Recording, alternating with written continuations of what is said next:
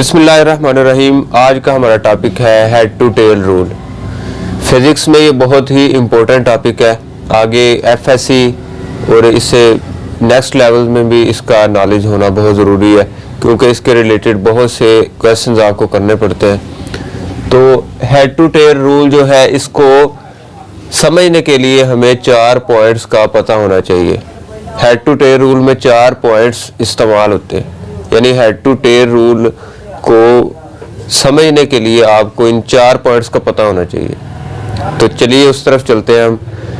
Head to tail rule की सबसे पहले आपको डेफिनेशन आनी चाहिए। हेड टू टेल रूल किसको कहते हैं?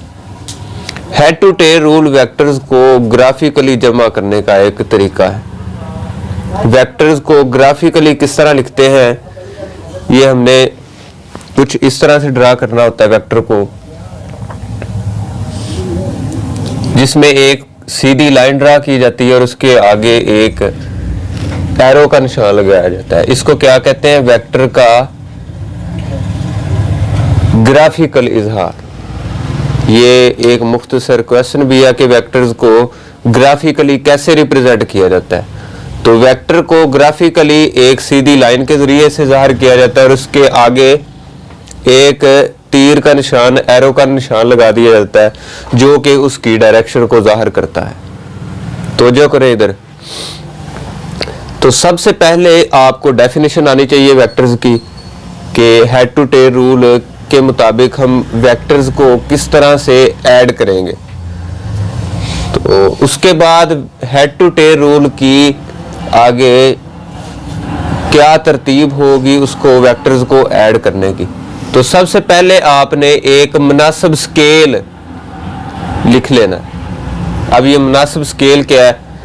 आपने वेक्टर्स की अददी कीमत लिखी होगी, देखी होगी, 500 न्यूटन, 400 न्यूटन, 300 न्यूटन। तो अगर हम पेज के ऊपर इनको ड्रा करेंगे तो वो तो बहुत बड़ी एक मिकदार है, वो सारी की सारी पेज के ऊपर नहीं लिखी जाएगी। फिर क्या करते हैं, हम एक मुनासिब स्केल बना लेते हैं। अब वो स्केल किस तरह बनाना है? फर्ज करें जी हमारे पास 500 न्यूटन फोर्स है, इसको हमने पेज के ऊपर ड्रा करना है। तो पेज के ऊपर जो है 500 न्यूटन ड्रा करने का भी कुछ तरीकाकार होगा। तो वो तरीकाकार क्या होता है कि आप एक स्केल बना लें।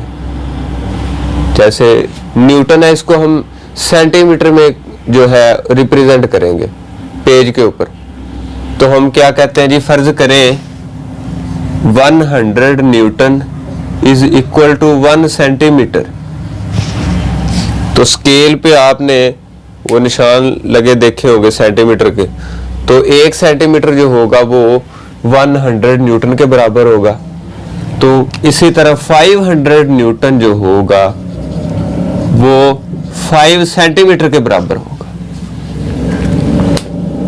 तो हमने इस तरह से स्केल बना लेने हैं। तो इस तरह अगर कोई और फोर्स हो हमारे पास, फर्ज करें 300 न्यूटन फोर्स है हमारे पास, तो इसका स्केल क्या बनेगा? 300 newton force is equal to 3 centimetre.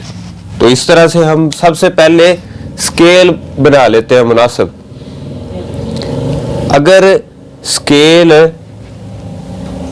फर्ज करें इधर 500 न्यूटन फोर्स की बजाय 5000 न्यूटन फोर्स आ जाए, फिर हम क्या करेंगे? फिर हम स्केल को इसके इस मिकदार के मुताबिक बना देंगे। हम इस तरह से भी लिख सकते हैं कि 5000 न्यूटन फोर्स जो है उसका स्केल कुछ यूं बना लेते हैं हम, 1000 newton force is equal to 1 centimetre और 5000 newton force is equal to 5 centimetre. तो इस तरह से जो है सबसे पहले आपने एक मुनासिब स्केल बना लेना है, ताकि आपको पेज के ऊपर जो है वेक्टर ड्रा करने में आसानी हो जाए। दूसरे नंबर पे आपने स्केल के मुताबिक अमूदी कंपोनेंट्स को लिख लेना है। फर्ज करें हमारे पास 2 कंपोनेंट्स थे जिनकी कीमत थी 500 न्यूटन फोर्स और 300 न्यूटन फोर्स। अब यहाँ पे एक लफ्ज इस्तेमाल हुआ है अमूदी कंपोनेंट्स। अमूदी कंपोनेंट्स का मतलब होता है ऐसे कंपोनेंट्स जो एक दूसरे से 90 डिग्री के जाविये पर हो। तो उनकी शेप कुछ इस तरह से बनेगी। फर्ज करें ये एफ एक्स एक कंपोनेंट है हमारे पास और एफ वाई ये दूसरा कंपोनेंट है। इनके दरमियान 90 डिग्री का जाविया है। तो 90 डिग्री के जाविये की वजह से इनको हम क्या कह सकते हैं, अमूदी कंपोनेंट्स। तो एफ एक्स एक अमूदी कंपोनेंट है, एफ वाई एक अमूदी कंपोनेंट है। तो सबसे पहले हमने स्केल के मुताबिक अमूदी कंपोनेंट्स को ड्रा करना होता है। यहाँ पे फर्ज करें हमारे पास दो फोर्सेस है, एफ एक्स जो थी वो 500 न्यूटन के बराबर आई और एफ वाई 300 न्यूटन के बराबर आई। तो सबसे पहले हम क्या करेंगे, स्केल के मुताबिक जो है इनकी लेंथ ड्रा करेंगे। ये 5 न्यूटन है तो फर्ज करें जी हमारा जो स्केल है वो इस तरह 1 सेंटीमीटर यहाँ तक, फिर 2 सेंटीमीटर, 3 सेंटीमीटर, 4 सेंटीमीटर, 5 सेंटीमीटर। हम इधर लिख देंगे 500 न्यूटन। और इधर साइड पे आप लिख सकते हैं कि 100 newton is equal to 1 centimetre. ये एफ एक्स लिख देंगे हम इधर और इसी तरह एफ वाई जो है दूसरी तरफ लिखेंगे। ये एफ एक्स, ये एफ वाई, ये है 300 न्यूटन। तो स्केल के मुताबिक इसको कहां तक लिखना चाहिए, 1 सेंटीमीटर, 2 सेंटीमीटर या 3 सेंटीमीटर? 3 सेंटीमीटर, शाबाश, 1 2 3। तो यहाँ पे हम लिखेंगे जी 300 न्यूटन। तो यहाँ पे हमने सबसे पहले जो है मुनासिब स्केल एक खींचा, उसके बाद अमूदी कंपोनेंट्स को लिखा। तीसरे नंबर पे हमने क्या करना है, अमूदी कंपोनेंट्स को तरतीब से लिखना है। यहाँ पे हमने डायरेक्ट जो है तरतीब से लिख दिया। आप इनको अलग-अलग से लिख सकते हैं। एफ एक्स आप अलग लिख सकते थे, एफ वाई इधर अलग लिख सकते थे आप। फिर तीसरे नंबर पे आपने क्या करना है, अमूदी कंपोनेंट्स को तरतीब से लिख लेना। तरतीब क्या होगी, जो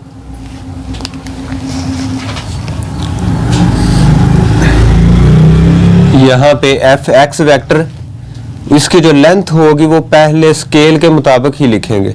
यहाँ पे 500 न्यूटन लिखेंगे। ये हमने पहला वेक्टर ड्रा कर दिया। अब दूसरा वेक्टर हमने इस तरह से ड्रा करना है कि उस पहले वेक्टर का जो हेड है उसके साथ दूसरे वेक्टर की टेल जुड़ जाए। तो यहाँ पे हम क्या करेंगे,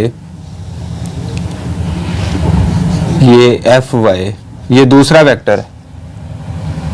तो पहले वेक्टर का जो हेड है दूसरे वेक्टर की टेल के साथ जुड़ा हुआ है कि नहीं जुड़ा हुआ, तो ये हमारी तरतीब होगी। तो ये जो तीसरा पॉइंट है ये अमूदी कंपोनेंट्स को तरतीब से लिखना।